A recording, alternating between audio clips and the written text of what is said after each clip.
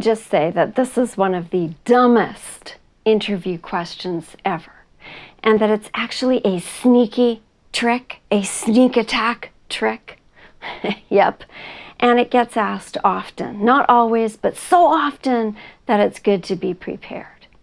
I'm Jen Swanson, your career coach, and I'm going to talk about the real reason this "where do you see yourself in 5 years" question gets asked, what to never say, and then I'm going to give you 2 ways to answer: a safe and solid formula to use, and a riskier yet very effective formula that I like best. Now, why is it a dumb question? Well, are you a fortune teller? Do you have a crystal ball, or can you think through the bonds of time and see clearly all the way into the future? If you are, you should be doing something far more exciting than the job you're applying for. Did you know that 5 years ago you'd be doing exactly what you're doing now, right now? It's dumb, but it has its purposes. They want to know a few things. They want to know whether or not you are a flight risk, because they actually want to hire somebody who wants to work for them and who plans to stick around for a long time. They don't want somebody who's job hopping or who's biding their time until something better comes along. They want to know that this is not a stopgap position for you. They want to know that you actually want this particular role too. It's about retention.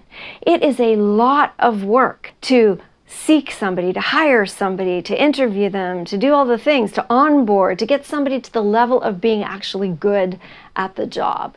And they want somebody ambitious enough and passionate enough to want to make that exact role sing. If you immediately mention advancement, you are not who they are looking for. And you might as well pick up your coat and get out, because this is why they ask the question.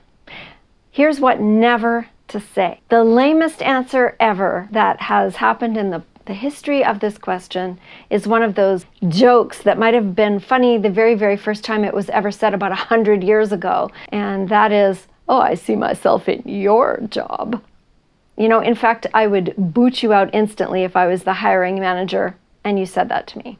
Seriously, don't do it unless you want to blow the interview. And if that's the case, be my guest.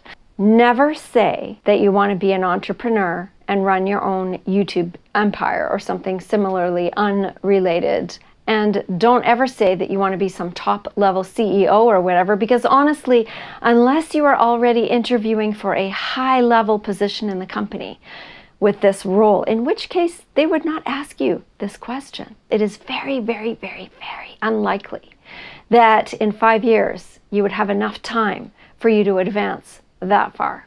A safe and solid formula to answer, a way to answer that's a good answer, is to keep it general, yet to show that you are committed and that you're not just waiting for something else. So here's an example. I see myself taking the first year or so to really learn the role and to become efficient as I can, contributing to the success of the team.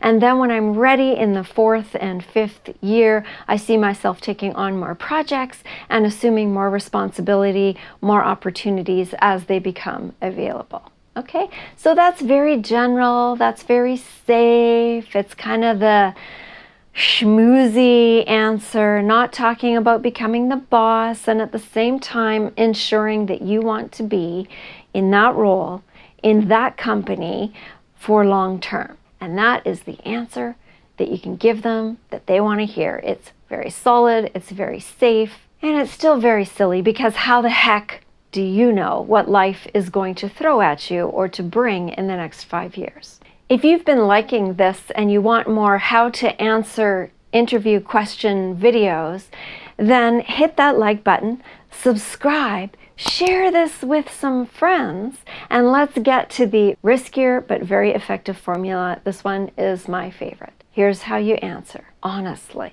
I know. Shocking, right? Here's the thing. It's okay if you don't have any way of really knowing where you will be in 5 years. It's okay to be flat out honest, but you still have to have some kind of an answer because they will be waiting for you to ensure them that you're not running off in the next 10 minutes. So here's an example. 5 years is a really long time given how fast things move in this world. So it's hard to know with any kind of accuracy what I'll be doing in 5 years, but here's what I want to do. I want to do my absolute best to have a successful career at this company. I want to learn and to gain skills and to be the very best that I can be at this role. In fact, I'd like to become the go-to person for this particular role, contributing to the growth of the organization and its success. And once I'm there and the time is right, I'd like to move into taking on more, maybe assuming some leadership and see what that looks like when the time comes. I don't have any sense of timeline though, because again, it's really hard to guess.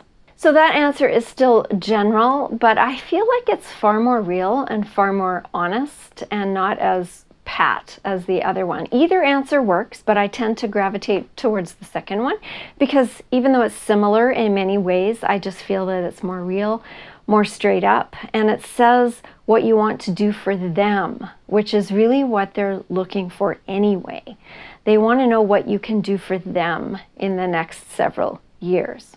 If you want to know how to answer the "Do you have any questions for us?" interview question that comes at the end of every job interview, then click on the link that I'm going to pop up here next, and I will see you over there.